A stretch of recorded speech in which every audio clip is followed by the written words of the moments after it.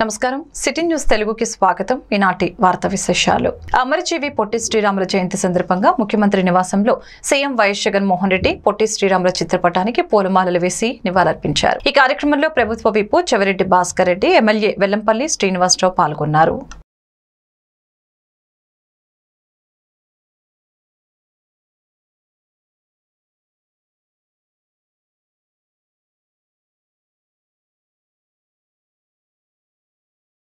ఏపీలో ఎన్నికల పోరు తారాస్థాయికి చేరింది. సీఎం వైఎస్ జగన్ వైఎస్ఆర్సీపీకి సంబంధించి 175 ఎమ్మెల్యే అభ్యర్థుల జాబితా విడుదల చేశారు. ముందుగా కడప విమానాశ్రయానికి చేరుకున్న సీఎం జగన్ అక్కడి నుంచి తన తండ్రి వైఎస్ఆర్ ఘాట్ వద్దకు వెళ్లారు. తన తండ్రి సమాధి వద్ద నివాళులర్పించారు.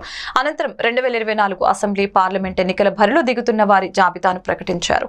ఈసారి విజయం వరించడం కోసం ఎన్నికైన జైత్ర యాత్రను ప్రారంభించే ముందు తండ్రి ఆశీర్వాదాన్ని తీసుకున్నారు. మార్చి 16న అభ్యర్థుల 175 అసెంబ్లీ 25 పార్లమెంటు స్థానాలకు అభ్యర్థుల జాబితాను ఒకేసారి ప్రకటించారు. మాజీ మంత్రి ధర్మాన ప్రసాద్ ఎమ్మెల్యే అభ్యర్థుల్ని ప్రకటించగా ఎంపీ నందికామ సురేష్ పార్లమెంట్ అభ్యర్థుల జాబితాను ప్రకటించారు. మార్చి 18న ఇచ్చాపురం నుంచి ఎన్నికల ప్రచారాన్ని ప్రారంభించనున్నారు. బీసీ, ఎస్సీ, ఎస్టీ, మైనార్టీ వర్గాలను గతం కంటే కూడా ఎక్కువ ప్రాధాన్యత ఇచ్చారు సీఎం జగన్. మొత్తం 175 అసెంబ్లీ సీట్లలో ఓసీలకు 84, బీసీలకు 48, ఎస్సీ 10, ఎస్టీలకు 33 సీట్లను కేటాయించారు. మొత్తం 25 పార్లమెంటు సీట్లలో బీసీలకు 11, ఎస్సీ 4, ఎస్టీ 1, ఓసీలకు 9 సీట్లు కేటాయించారు. ఈ కార్యక్రమంలో సీఎం జగన్ తో పాటు ప్రభుత్వ సలహాదారులు సజ్జల రామకృష్ణారెడ్డి, కడప స్థానిక నేతలు, మంత్రులు, ఎమ్మెల్యేలు, పార్టీ శ్రేణులు పాల్గొన్నారు. 2024 సార్వత్రిక ఎన్నికలకు సంబంధించి మేనిఫెస్టోపై తీవ్ర కసరత్తు జరుగుతోంది. మేనిఫెస్టోలో పొందుపరచాల్సిన మరిన్ని అంశాలపై చర్చిస్తున్నారు. మరో 2 రోజుల్లో మేనిఫెస్టోను కూడా విడుదల చేసే అవకాశం ఉంది. 25 పార్లమెంట్లకు 175 అసెంబ్లీ స్థానాలకు సంబంధించిన లిస్ట్ ఇది. ఇందులో ఒకే ఒక్క స్థానం అనకాపల్లి ఒకటి పెండింగ్లో పెట్టాం. మిగతాటివన్నీ కూడా ఎంపీ స్థానం పెండింగ్ పెట్టాం. మిగతాటివన్నీ కూడా లిస్ట్ అనౌన్స్ అయినట్టే. ఎప్పుడూ చూడని విధంగా సామాజిక న్యాయము అన్నది మాటల్లోనే కాదు, చేతల్లో కూడా చేసి చూపించాము అని చెప్పి చూపించగలిగాము దేవుడి దయతో అని కూడా చెప్పడానికి సంతోషపడతా ఉన్నా. ఎందుకనంటే ఏకంగా అసెంబ్లీలో చట్టమే చేశాం. 50% పదవులు ఖచ్చితంగా నా నా నా నా అని సంబోధిస్తూ ఎస్సీలకు, ఎస్టీలకు, బీసీలకు, మైనారిటీలకు ఖచ్చితంగా 50% అమలయ్యేలా ఏకంగా చట్టం చేసిన ప్రభుత్వం మనది. ఇది నామినేషన్ పదవుల్లోనూ, నామినేషన్పై ఇచ్చే కాంట్రాక్టుల్లోనూ చట్టం చేసి అమలు చేస్తూ ఉన్న విషయం. ఈ చట్టం కూడా మనమే అమలు చేశాం. దానిని స్ఫూర్తిగా తీసుకుంటూ ఈరోజు 50% అంటే 175 అసెంబ్లీ స్థానాలు, 25 ఎంపీ స్థానాలు రెండు కలిపితే 200 స్థానాలు అయితే ఈ 200 స్థానాలకు గాను 100 స్థానాలు అంటే 50%, 50% ఎస్సీ, ఎస్టీ, బీసీ, మైనారిటీ నా నా నా అని పిలుచుకుంటూ 50% సీట్లు ఏకంగా వీరికే ఇవ్వగలగడం ఇది చరిత్రలో, ఆంధ్ర రాష్ట్ర హిస్టరీలో ఎప్పుడూ కూడా కని విని ఎరగని ఘట్టమని కూడా. ఈ నెల 17వ తేదీ ఆదివారం నిర్వహించే ఏపీపీఎస్సీ గ్రూప్ 1 స్క్రీనింగ్ పరీక్షకు ప్రిలిమ్స్ విస్తృతమైన ఏర్పాట్లు చేయడం జరిగిందని ప్రభుత్వ ప్రధాన కార్యదర్శి డాక్టర్ కెఎస్ జవహర్ రెడ్డి పేర్కొన్నారు. గ్రూప్ 1 ప్రిలిమ్స్ ఏర్పాట్లపై శనివారం విజయవాడ సిఎస్ క్యాంపు కార్యాలయం నుంచి ఆయన జిల్లా కలెక్టర్లు, ఎస్పీలతో వీడియో కాన్ఫరెన్స్ నిర్వహించారు. ఈ సందర్భంగా సిఎస్ మాట్లాడుతూ ఆదివారం రాష్ట్ర వ్యాప్తంగా 301 కేంద్రాల్లో ఈ పరీక్షలు జరగనున్నాయని తెలిపారు. మొత్తం 148,881 మంది అభ్యర్థులు పరీక్షకు హాజరు కానున్నట్లు చెప్పారు. ఆదివారం ఉదయం 10 గంటల నుంచి మధ్యాహ్నం 12 గంటల వరకు పేపర్ 1, మధ్యాహ్నం 2 గంటల నుంచి సాయంత్రం 4 గంటల వరకు పేపర్ 2 పరీక్ష జరుగుతుందని సిఎస్ జవహర్ రెడ్డి పేర్కొన్నారు. అదేవిధంగా అన్ని పరీక్ష కేంద్రాలలో నిరంతర విద్యుత్ సరఫరా, త్రాగునీరు వంటి కనీస సౌకర్యాలు అందుబాటులో ఉండేలా చూడాలని సిఎస్ జవహర్ రెడ్డి జిల్లా కలెక్టర్లను ఆదేశించారు. అంతేకాకుండా అన్ని పరీక్ష కేంద్రాల్లో ప్రథమ చికిత్స సౌకర్యాన్ని అందుబాటులో ఉంచాలని వైద్య ఆరోగ్య శాఖ అధికారుల్ని సీఎస్ఓ ఆదేశించారు. ఈ సమావేశంలో వివిధ జిల్లాల కలెక్టర్లు, ఎస్పీలతో పాటు సంబంధిత శాఖలు అధికారులు అందరూ పాల్గొన్నారు.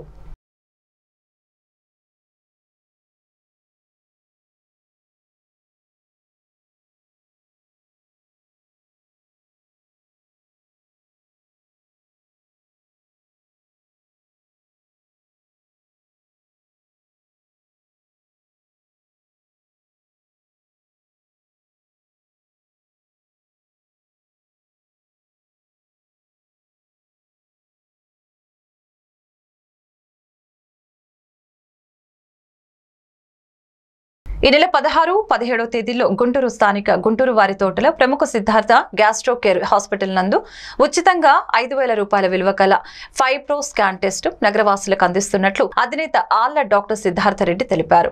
నూతనంగా నగరంలో హాస్పిటల్ స్థాపించిన సందర్భంగా ఈ టెస్ట్ ఉచితంగా అందజేస్తున్నట్లు, దీని ద్వారా obesity, diabetes, alcoholic, high blood pressure, cholesterol మొదలగు వ్యాధులు గుర్తించవచ్చని తెలిపారు. అంతేకాకుండా ప్రాథమిక దశలో ఈ టెస్టు వలన లివర్ పనితీరును మెరుగుపరుచుకోవచ్చని అన్నారు. మొదటి రోజు 40 మంది రిజిస్ట్రేషన్ చేయించుకొని 30 మంది పరీక్షించుకున్నారని, రేపటికి మరో 100 మంది రిజిస్ట్రేషన్ చేయించుకున్నట్లు చెప్పారు.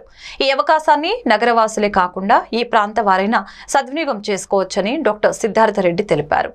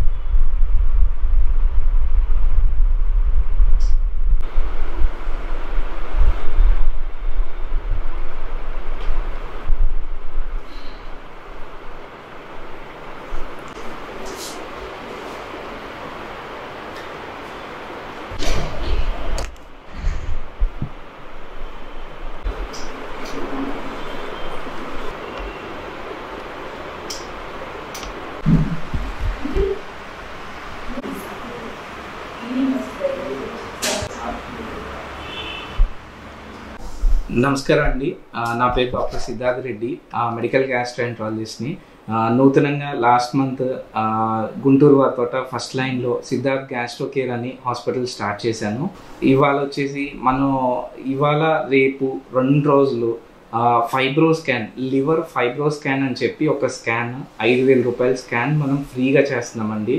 ఎట్ ది సేమ్ టైం ఆ వాల్యూస్ ఏమన్నా తేడా ఉన్నా కూడా మనం ఫ్రీ ఓపీ, ఫ్రీ కన్సల్టేషన్ చూసి కావాల్సినటువంటి ఏదన్నా మెడిసిన్స్ కానీ లేకపోతే ఏదన్నా సలహాలు కానీ ఏం చేయాలా, ఆ లివర్ని మనం ఎంత హెల్తీగా ఉంది, ఏదన్నా తేడా ఉన్నా కూడా మనం దాన్ని ఎట్లా ఇంప్రూవ్ చేసుకోవాలి, ఒక్కొక్కరితోటి కనీసం 10 నుంచి పావు గంట సేపు కూర్చొని క్లియర్గా వాళ్ళకి అన్నీ ఎక్స్ప్లెయిన్ చేసి వాళ్ళకి ఏదన్నా డౌట్స్ ఉన్నా వాటి గురించి క్లియర్గా చెప్పి ఇవాళ చేస్తున్నామండి. ఇవాళ రేపు సాయంత్రం 5 o'clock వరకు ఉంటుంది.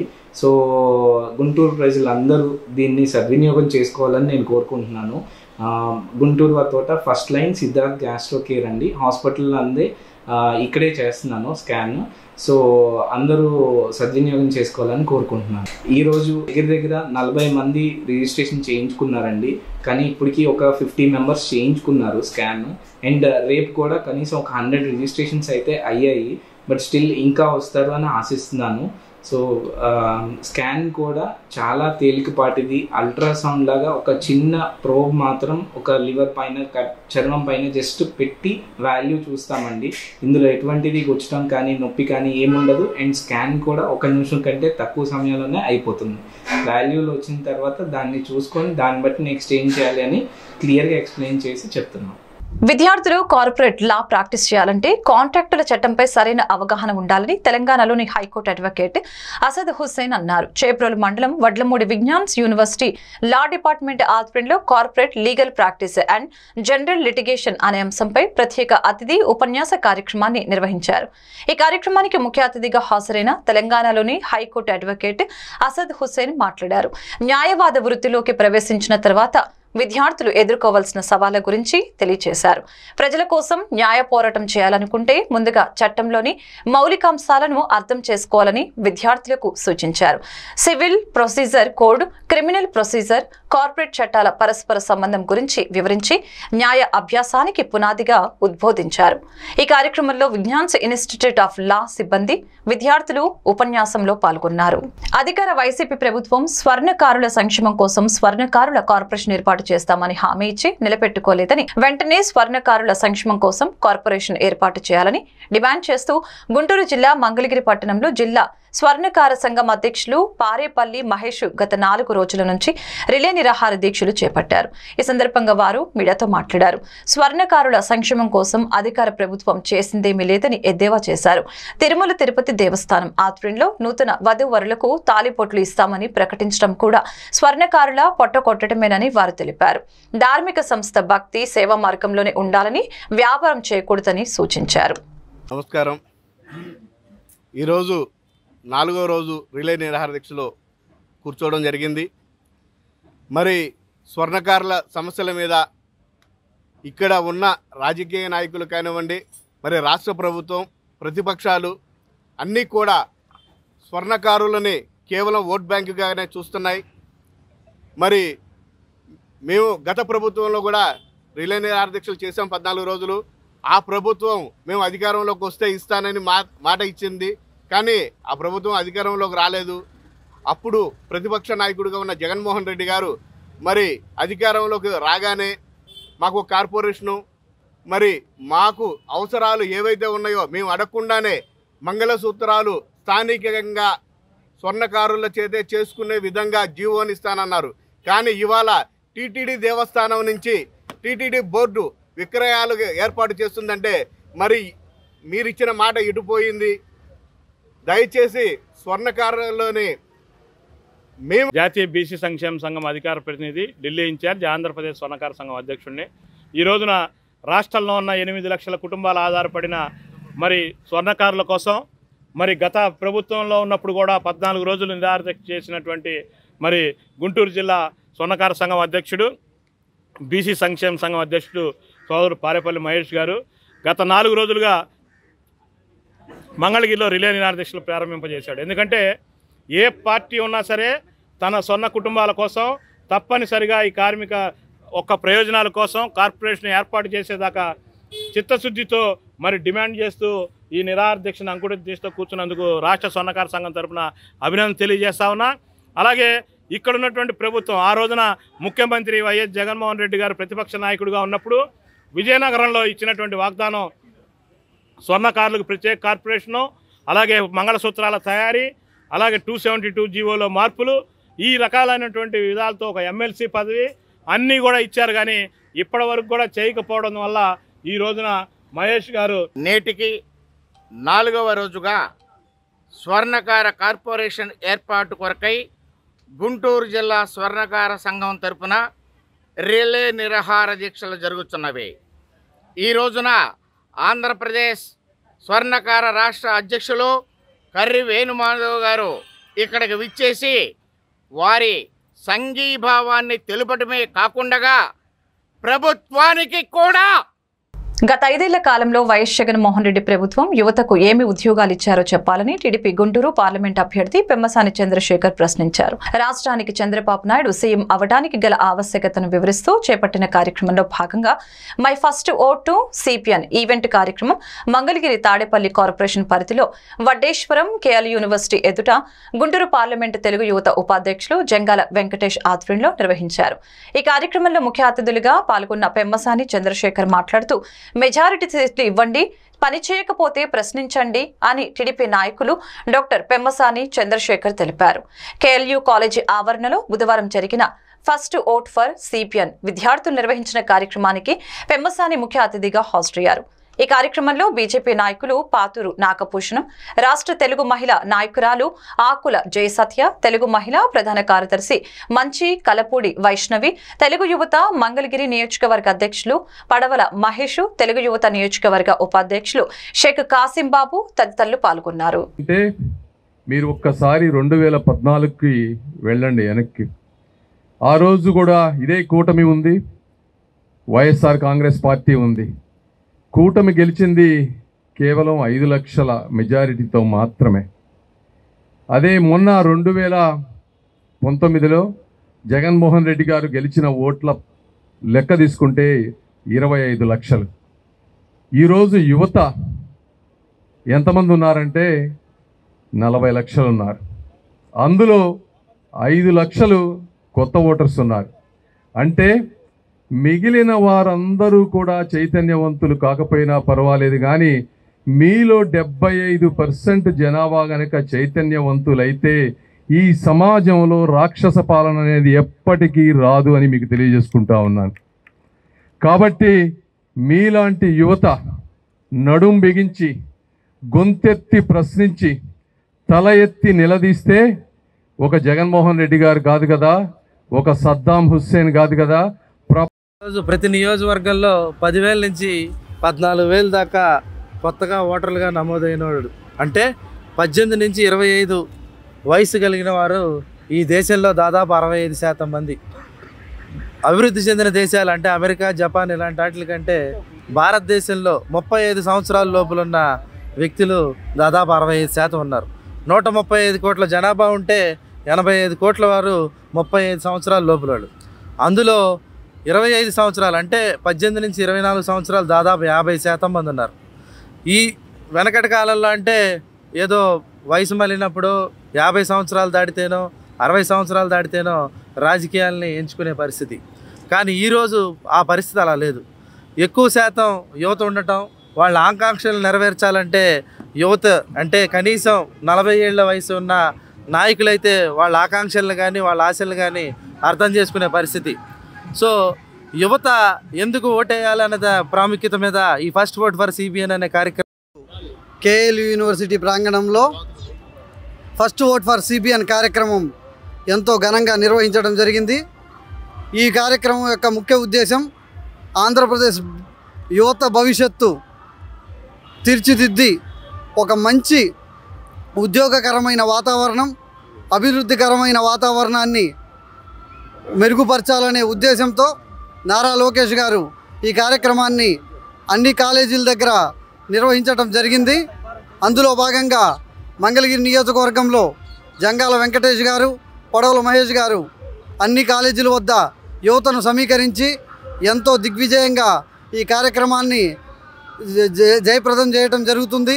ఇందులో భాగంగా Priyadarshini college Chintalapudi, SRM college Neerukonda, ఈరోజు కేఎల్యు యూనివర్సిటీలో జరపడం. రానున్న ఎన్నికల్లో వైసీపీ విజయమే లక్ష్యంగా నాయకులు పనిచేయాలని ప్రతిపాడు ఎమ్మెల్యే మేకతోటి సుచరిత అన్నారు. ఫిరంగిపురంలోని సెయింట్ పాల్స్ ఉన్నత పాఠశాల ఆడిటోరియంలో ఫిరంగిపురం, మేడికొండూరు మండలాల్లోని బూతు కన్వీనర్లు, జేసీఎస్ కన్వీనర్లు, గృహ సారథులతో సమావేశం నిర్వహించారు.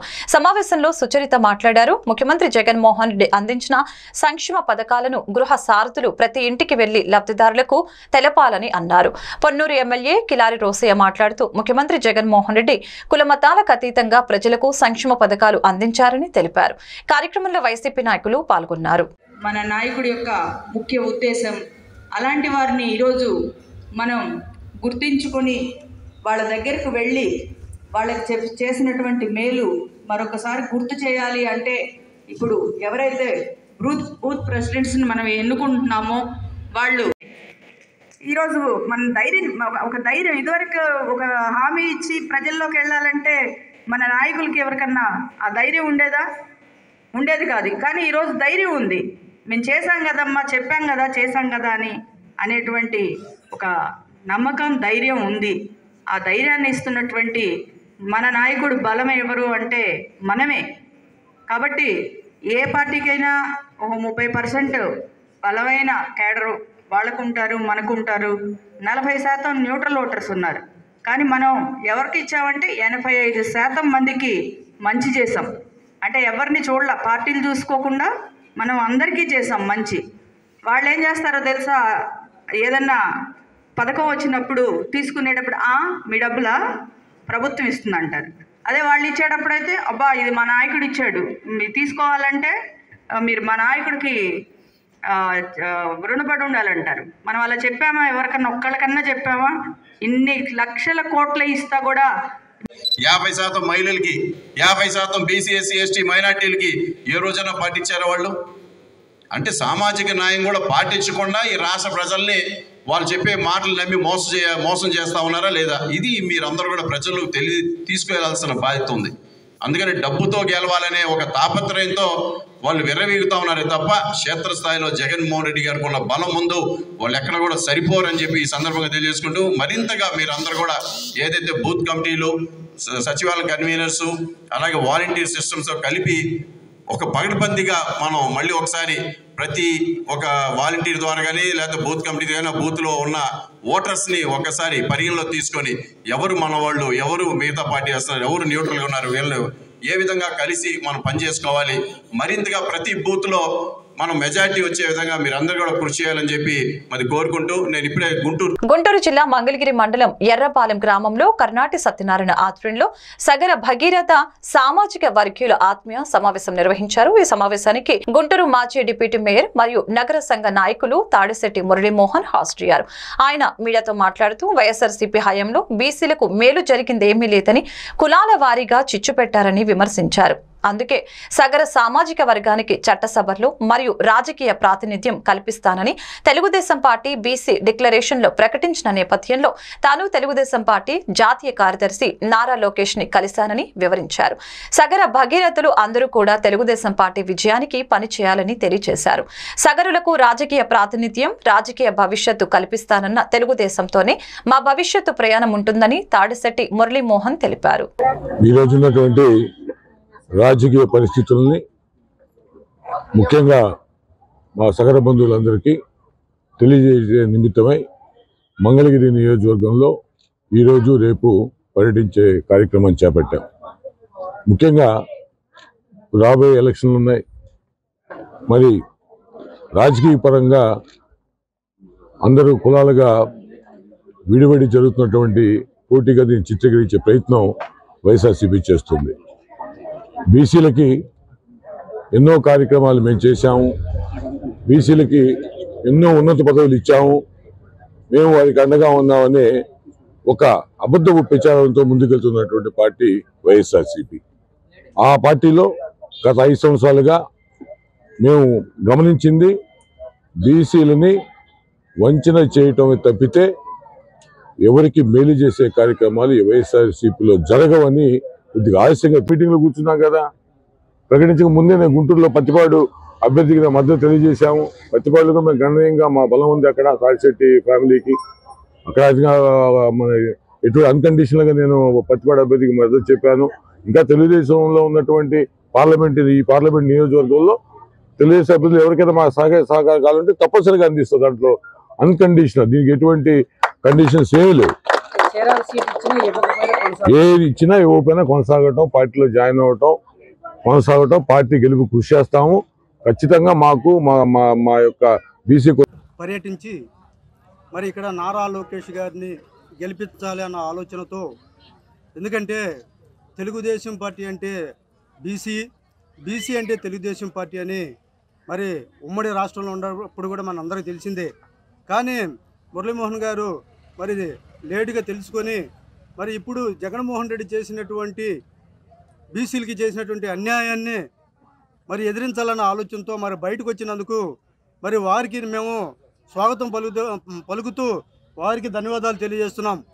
ఎందుకంటే మరి బీసీలకి సముచిత స్థానం కల్పిస్తున్నటువంటి వ్యక్తి ఎవరై అంటే తెలుగుదేశం పార్టీకి చెందినటువంటి ప్రభుత్వం ఏర్పాటు చేసిన టైటిల్ బడ్జెట్ 27/23 రద్దు చేయాలని advocate NM Shetty Sivaramakrishna demand చేశారు. రిలే నిరాహార దీక్షలో పాల్గొన్న అడ్వకేట్ శివరామకృష్ణ మాట్లాడుతూ ప్రభుత్వం ఏర్పాటు చేసిన టైటిల్ యాక్ట్ వలన ప్రతి వ్యక్తికి నష్టం జరుగుతుందని, ఈ యాక్ట్ ప్రభుత్వ ఉద్యోగుల చేతుల్లోకి మారి రాజకీయ నాయకుల కనుసన్నలో ఉండటం వలన సామాన్య మానవునికి తీరని నష్టం జరుగుతుందని, ప్రజాక్షేమం దృష్టిలో ఉంచుకొని న్యాయవాదులందరూ జిల్లా ఫెడరేషన్ పిలుపు మేరకు నిరాహార దీక్ష చేపడుతున్నామని తెలియజేశారు. అందరికీ నమస్కారం. ప్రభుత్వం వారు తీసుకొచ్చినటువంటి టైటిల్ డీడ్ యాక్ట్ వల్ల సామాన్య ప్రజల నుంచి అందరూ నష్టపోవడం జరుగుతుంది. కాబట్టి దాన్ని దృష్టిలో పెట్టుకుని అడ్వకేట్స్ ప్రజలకు జరుగుతుంది అన్యాయం జరుగుతుంది కాబట్టి ఆ అన్యాయాన్ని తప్పించడం కోసం అడ్వకేట్స్ కూడా రంగంలో దిగి ఈ నిరాహార దీక్షలు చేస్తున్నాం 100 రోజుల పైనుంచి. ఫెడరేషన్ గుంటూరు ఫెడరేషన్ వారి పిలుపు మేరకు తెనాలిలో ఈ రోజు 73వ రోజు నిరాహార దీక్ష జరుగుతుంది. 73వ రోజు ఈ రోజు నేను కూర్చున్నాను నిరాహార దీక్షలో. కానీ ఎన్నికల కోడ్ వచ్చే అంత వరకు కూడా రిలే నిరాహార దీక్షలు జరుగుతూనే ఉంటాయి. ఇది ప్రభుత్వం వారు దృష్టికి కూడా తీసుకెళ్ళడం జరిగింది. ప్రభుత్వం వారు దీన్ని పట్టించుకోవడం లేదు. ఎలక్షన్లు అయిపోయిన తర్వాత కూడా దీన్ని కనుక రద్దు చేయకపోతే ఇంకా తీవ్రంగా పరిణామాలు ఎదుర్కొనే పరిస్థితి కూడా ఉంటుంది ప్రభుత్వం వారు. కాబట్టి దీన్ని వెంటనే రద్దు చేసి అందరికి న్యాయం చేయవలసిందిగా కోరుకుంటున్నాం. గవర్నమెంట్ వారు నూతనంగా తీసుకొచ్చినటువంటి యాక్ట్ 27/23 రిఫీల్ చేయమని గత 100 రోజుల నుంచి మేము జిల్లా ఫెడరేషన్ వాళ్ళు పిలుపునకు గుంటూరు జిల్లాలోనూ అట్లాగే వివిధ జిల్లా ఏపీలో ఉన్నటువంటి న్యాయవాదులు అందరూ కూడా ఈ ఉద్యమం చేస్తున్నారు. ఆ కార్యక్రమంలోనే రిలే నిరాహార శిబిరాన్ని ఇప్పుడు 73వ రోజుకి ఈ కార్యక్రమాన్ని ఏర్పాటు చేసుకోవటం అయింది. ఈ కార్యక్రమాల ద్వారా నిరసన కార్యక్రమాల ద్వారా గవర్నమెంట్కి అనేక రూపాల్లో నిరసన తెలియజేశాం. అయినప్పుడు కూడా దాన్ని ఎలాంటి స్పందన లేకుండా దాన్ని ముందుకెళ్లే పరిస్థితుల్లోనే ఉన్నారు. హైకోర్టులో రిట్లు కూడా పెండింగ్ ఉన్నాయి. ఆ క్రమంలోనే మేము ఈ ఉద్యమాన్ని కంటిన్యూ చేస్తున్నాం. ఇది కోడ్ వచ్చే వరకు కంటిన్యూ చేయాలని మా ఫెడరేషన్ వాళ్ళ పిలుపు మేరకు ఈ కార్యక్రమాలు నిర్వహిస్తున్నాం. ఈరోజు 73వ రోజు మా మిత్రుడు శివరామకృష్ణ ప్రసాద్ ఇవాళ ఈ శిబిరంలో ఫిరంగిపురంలోని పంచాయతీ కార్యాలయం వద్ద 6 రోజులుగా పారిశుద్ధ సిబ్బంది జీతాలు పెంచాలని, పాత బకాయిలు చెల్లించాలని నిరసన సమ్మె చేపట్టారు. శనివారం తాడికొండ టీడీపీ ఎమ్మెల్యే అభ్యర్థి తెనాలి శ్రావణ్ కుమార్ శిబిరానికి వచ్చి వారి సమ్మెకు సంఘీభావం తెలిపారు. ఈ సందర్భంగా శ్రావణ్ కుమార్ మాట్లాడుతూ ఈ సమస్యను కలెక్టర్ దృష్టికి తీసుకువెళ్తామని అన్నారు. ఉమ్మడి ప్రభుత్వం రాగానే జీతాలు పెంచుతామని తెలిపారు.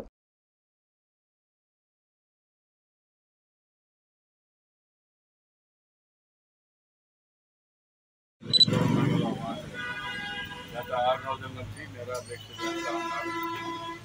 ఈ కోరికలు చాలా న్యాయమైన కోరికలు.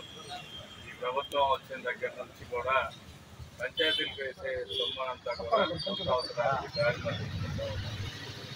ఆ రోజుల్లో గతంలో అనేక సమస్యలను నేను అధికారిగా పరిష్కరించాను. అదేవిధంగా ఎమ్మెల్యేగా కూడా కొంత సానుభూతితో వ్యవహరించడం అనేది జరిగిందని మీకు గుర్తు చేస్తాము. తెలుగుదేశం హయాంలో పంచాయతీలకి స్వర్ణయుగంగా రాబోతాము. చంద్రబాబు నాయుడు గారు రాబోయే రోజుల్లో ఖచ్చితంగా అధికార బదలాయింపు ఆర్థిక ప్రయోజనాలు కలుగజేసే కార్యక్రమం చేస్తా ఉన్నారు. కేంద్ర ప్రభుత్వం నుంచి వస్తున్న సొమ్ము కూడా దారి మళ్లించకుండా ఇతర అవసరాలకు మళ్లించకుండా మీకోసం ఏర్పాటు చేస్తాం. ఖచ్చితంగా జీతాలకి ఇబ్బంది రానికూడదు. దేనికి బయట వెళ్ళకపోతే నష్టం లేదు. లేదా ఒక రోజు 4 రోజులు కాలువ తీసిపోయినా పర్వాలేదు. కానీ జీతాలు లేకపోతే బతికేదట్లా ఎంతకాలం అప్పులు చేసి బతుకుతారు. మీరందరూ కూడా ఆలోచించండి. ఈ ప్రభుత్వం ఈ 50 రోజుల్లో 35 రోజుల్లో ఈ ప్రభుత్వం చేయగలిగేది కూడా ఏం లేదు. ప్రభుత్వం చేయలేకపోయినా స్థానిక యంత్రాంగం, స్థానిక నాయకత్వం ఎంతమంది చొరవ చూపించి చేయాల్సిన బాధ్యత. ఎందుకంటే రోజు పనిచేసేది మీరు, గ్రామాలు పరిశుభ్రంగా ఉంచేది మీరు. అంతేకాకుండా అనేక అంశాల్లో పేదోడు వాదాడుకుంటారు. ప్రభుత్వ కార్యక్రమాలు ఏమవుతున్నాయి. గుంటూరు జిల్లా తుళ్లూరు నేటికి 1550 రోజులు చేరిన అమరావతి రైతులు చేస్తున్న మహా ఉద్యమం తుళ్లూరు దీక్ష శిబిరం నుంచి ర్యాలీగా బయలుదేరి సిఆర్డీఏ ఆఫీస్ వరకు రాజధాని మహిళా రైతు కూలీలు ర్యాలీ చేపట్టారు. చీకటి జీవోలను వెంటనే వెనక్కి తీసుకోవాలని, వార్షిక కౌలు వెంటనే రైతులకు ఇవ్వాలంటూ నినాదాలు చేశారు. వార్షిక కౌలు చెల్లించాలి అని, మాస్టర్ ప్లాన్ ని ధ్వంసం చేయడానికి ప్రభుత్వం ఇచ్చిన జీవోని వెంటనే రద్దు చేయాలని డిమాండ్లతో కూడిన వినతి పత్రాన్ని తుళ్లూరు సిఆర్డీ ఆఫీస్ లో అందజేశారు.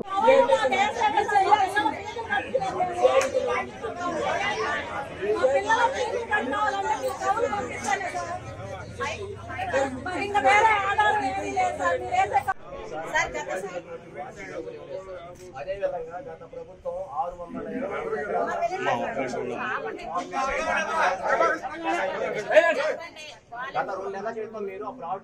రాజధాని రైతులు ఈ మొండి ప్రభుత్వానికి వ్యతిరేకంగా నిర్వహిస్తా ఉన్నారు.